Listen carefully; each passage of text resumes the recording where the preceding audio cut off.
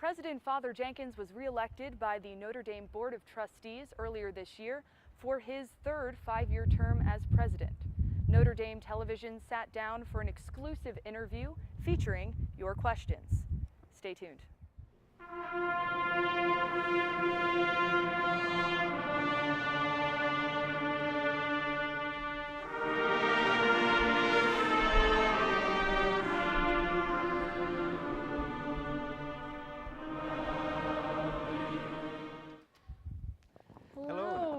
Father Jenkins, thanks so much for joining us. I'm delighted to be with you. We appreciate you taking time out of your busy schedule to be here. Well. And as you know, we've solicited many questions from students, so we will get right to it if you don't mind. That's great. I look forward to it. Okay, so you are a very busy individual, as I just mentioned, and recently you've overseen a lot.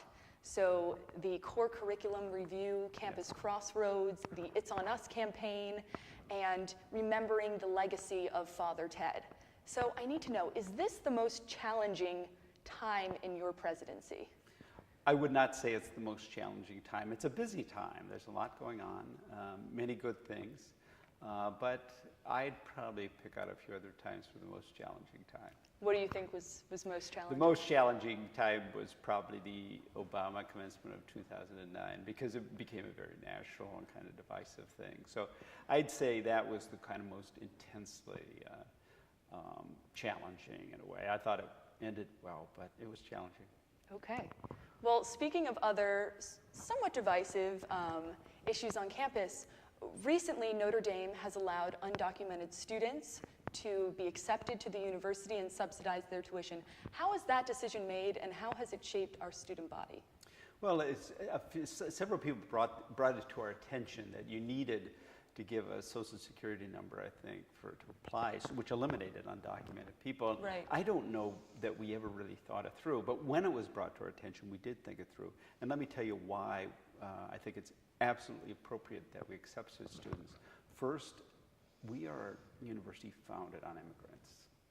We're called the Fighting Irish because we accepted large numbers of Irish immigrants, but German and Polish and Italian and many others. So founded by the French. Founded by the French, indeed, by a person born in France. And also, so that's in our DNA. That's the first thing. The second thing is that these young people who don't have documents want to be here and work here, they are a tremendous resource for this nation. So we have to use that resource. But thirdly, and very importantly, as a Catholic university, we're committed to, particularly to reaching out to people who are marginalized in any way, particularly to reaching out to the stranger among us. And so in line with that Catholic mission, we thought it was very, very important to have that group at Notre Dame, not only for their good, but they can enrich our community. Speaking about that Catholic mission, I want to talk about the Catholic identity of the university. In late January, the University of Notre Dame Board of Trustees elected you for your third five-year term. Mm-hmm. And now St. Mary's first layperson president was elected in 2013. And I'm wondering, what are the things in your job, if there are any, that you feel could not be performed by a layman or a laywoman that requires a priest? Yeah, well, it's not my decision, it's the board's decision, but I would only say, I don't know if require may be too strong. Okay. I mean, the university wouldn't grind to a screeching halt if it didn't, but I do believe the connection with the church in some way, the connection with the Holy Cross charism, and it's a Holy Cross priest, it's not just any priest. Right. That's required at Notre Dame. That is perhaps best personified by a Holy Cross priest. The president, I have so many bright, capable people working with me that do things that I'm not even capable of doing, but the president has a special role of representing and embodying the institution. Okay. Given that we're a Catholic university, I do think that and a Holy Cross university, that a Holy Cross priest has a special ability to embody that So, charism. do you ever foresee a time when Notre Dame would reach outside the Holy Cross congregation, for instance, to supply candidates for the office of Well, president? perhaps. Again, Okay. it's not my decision, Not it's your the board's decision. But I do think that again, part of the DNA of Notre Dame is the Holy Cross charism. So to the extent we can keep that strong, both at the symbolic level and the operational level, I personally think that's a good thing. Now, let's move on. I don't want to dwell on Campus Crossroads, but certainly it is something that we need to address. So this question comes from Nicholas Lindstrom, who's a sophomore at Keenan Hall. Plans for Campus Crossroads were first announced in January of 2014 and have since been met with overwhelming skepticism and disapproval. All other issues aside, how does the university justify any project that generates levels of resentment? Yeah, I first would challenge the assumption there. I don't think it's been overwhelming skepticism. I think some people have had a variety of criticism, but I frankly think it's been met with overwhelming support among many alumni, the board, many of our faculty. So I think, and frankly... I think we're talking about the students specifically here. Well, again, students, I mean, Okay. I think some, but I haven't, by no means, if they're overwhelming to disapprove, they haven't spoken to me about it. But Okay. I would only say this, okay, we have every 10 years a strategic plan in which we identify what do we need for the next 10 years to be the university we want to be. Among those things are buildings. We need facilities. In that plan was student center. We've outgrown the Fortune.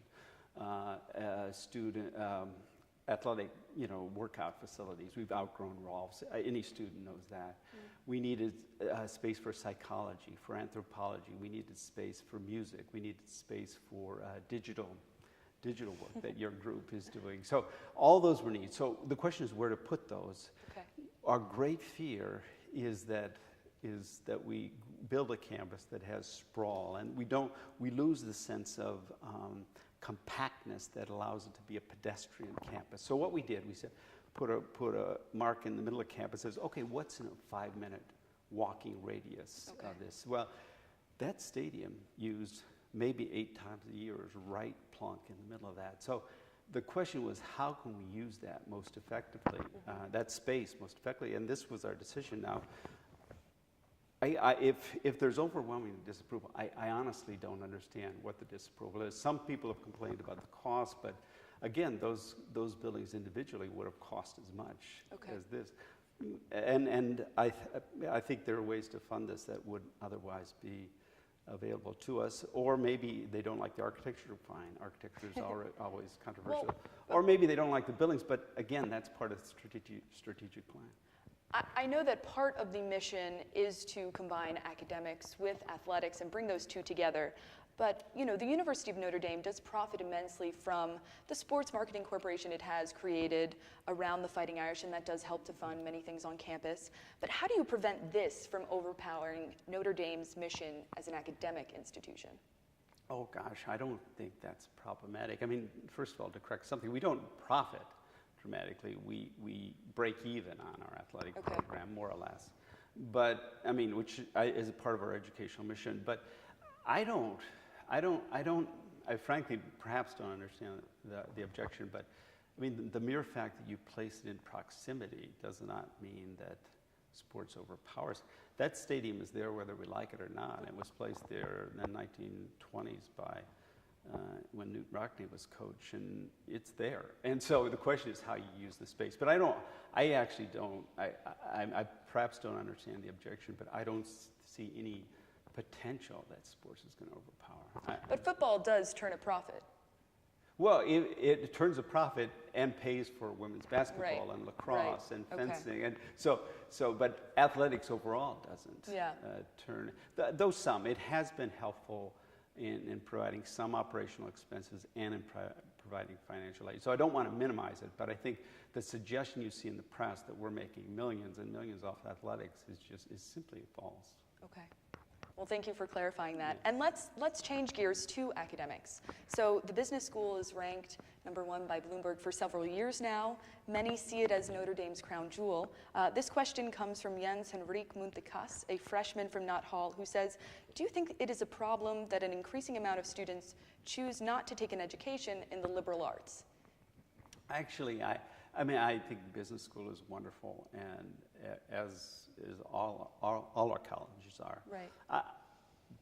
Students should seek to major in that area in which their passion is, and if that's in business, I say 100% in favor.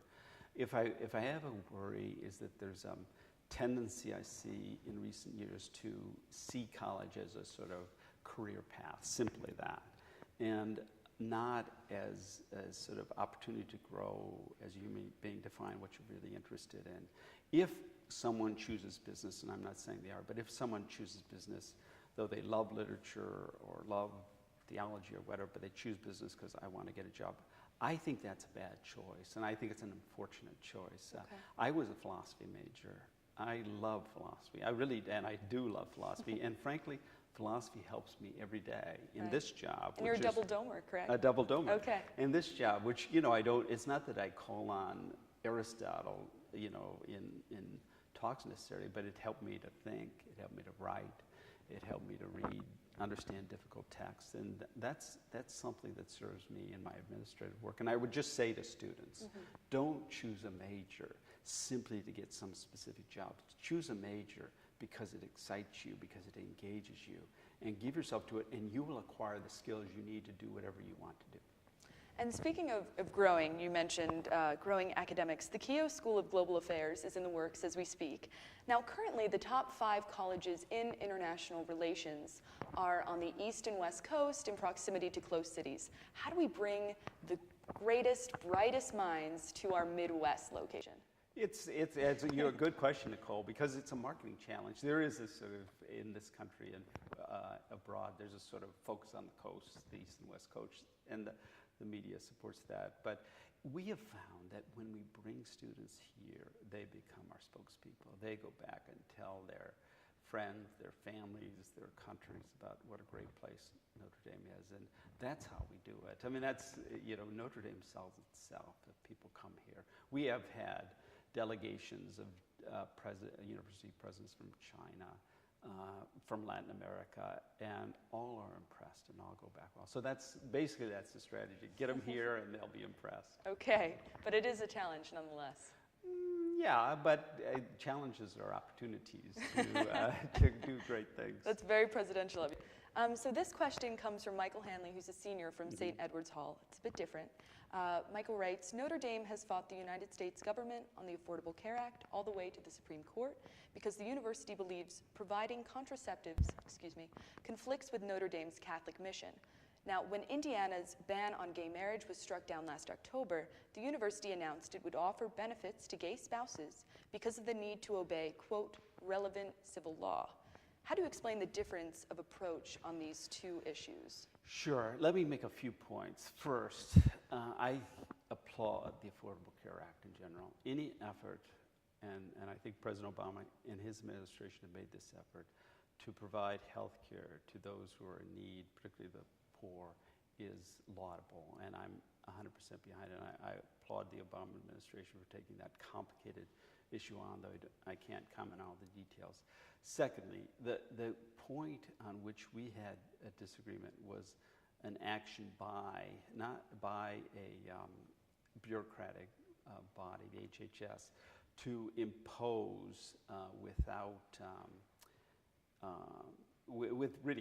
without discussion, frankly. I mean, there was some, but I think it wasn't much.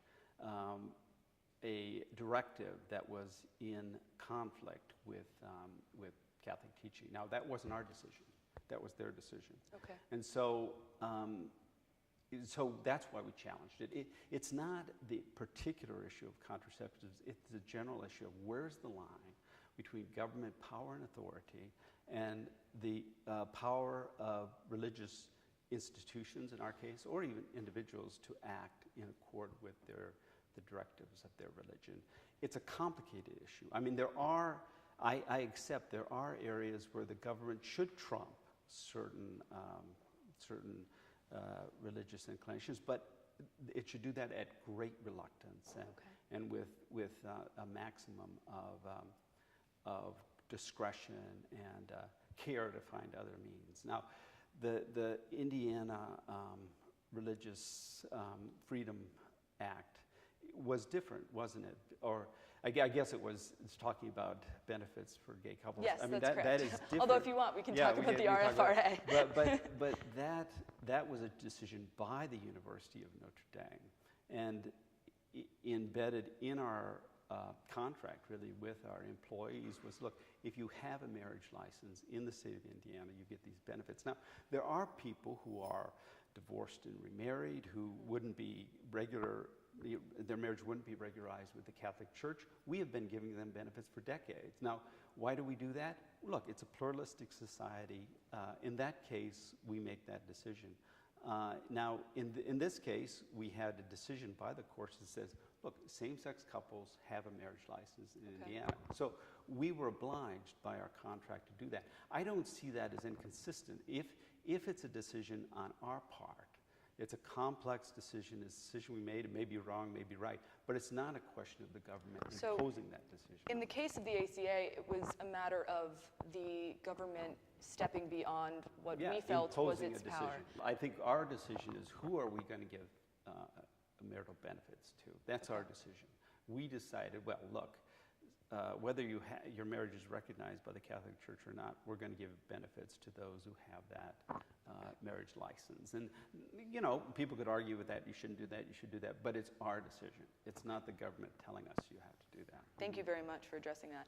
So, in protest of racial injustice, Notre Dame students staged a die-in earlier in December, lying down on the sidewalk between classes. In the aftermath of this event, participants did receive hateful backlash from fellow students via social media.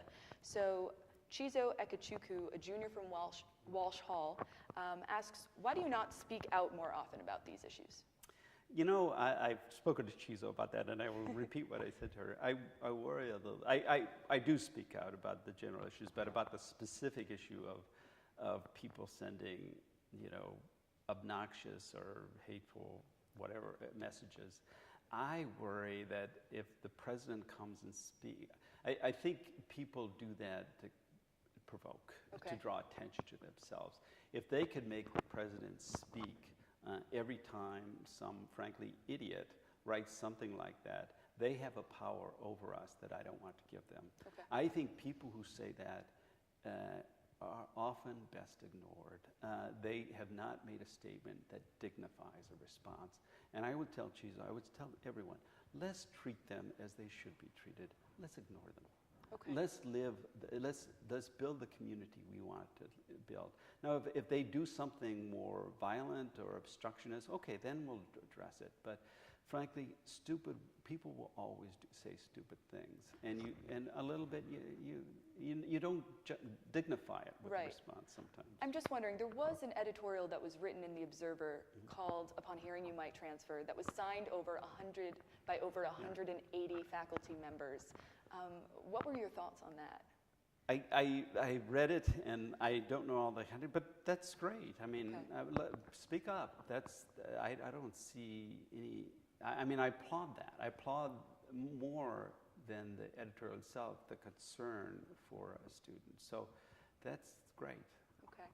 And so today, it's very timely. It was Notre Dame Hijab Day, and so female students who are non-Muslim wore the hijab in solidarity. And I'm wondering, and Chizo asks a similar question, how can we make or move towards making Notre Dame a more welcome environment for all students here, for non-Catholic students, which, Catholic students are 80% of our student body for the most part, for international students? Yeah, I think in many ways. And one of the things we will do next, we'll have a forum on certain documents of Vatican II, which one of them was about interfaith dialogue. And the thing about respecting people of other faiths is we don't do that despite the fact that we're a Catholic university. We do that because we're a Catholic university. If we're not working to respect other faiths, we have failed as a Catholic university. So we need to do that. We have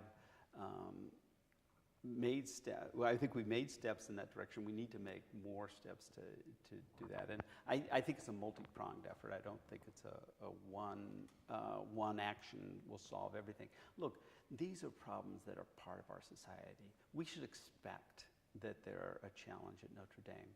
And challenge would be to address honestly, any problems that are there, but do our best to overcome them. We won't eliminate them. I mean, I think it's a false hope to say we're going to be this perfect society and everybody's going to be perfect. No, but we can continue to work to make it more welcoming. And so this next question comes from John, a freshman from St. Edward's Hall. He writes, Father Hesburgh said that, quote, the Catholic University should be a place where all the great questions are asked, where an exciting conversation is continually in progress, where the mind constantly grows as the values and powers of intelligence and wisdom are cherished and exercised in full freedom. Notre Dame has received backlash in recent years for certain actions. You mentioned earlier the invitation for President Obama to speak at commencement, philosophy professor Dr. Gary Gutting's article, Unraveling the Church Ban on Gay Sex. Moving forward, will Notre Dame demand open-minded thinking and continued questioning of conventional ideology?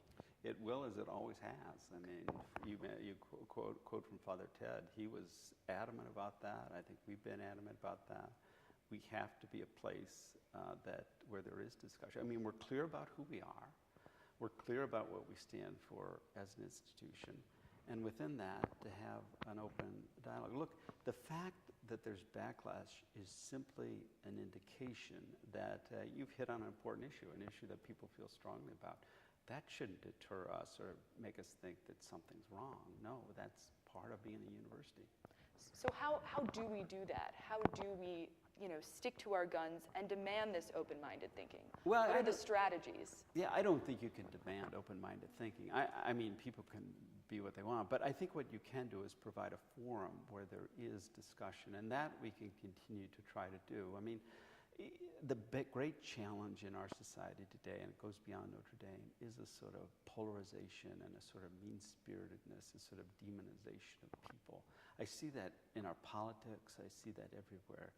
We must, people can say what they want. That's the easy part. But to try to engage in a conversation that's guided by reason, that's guided by respect for people who disagree with you, that's the challenging part. And I think that is something we just have to continue working on. I don't think it's necessarily a top-down decision. We can create spaces where that can occur, but I think it's everybody's responsibility to do that. Including the students. Students and president and everybody. Everyone, yes. Okay.